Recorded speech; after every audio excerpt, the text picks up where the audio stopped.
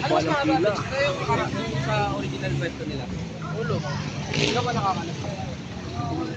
Pesta na naman kay Diwata.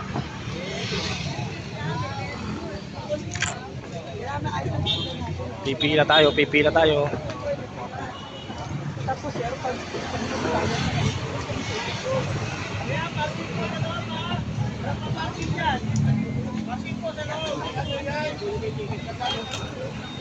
Ay, nako, magtakal ka lang dyan. Ah, sir, nakain kayo ng ano, parking.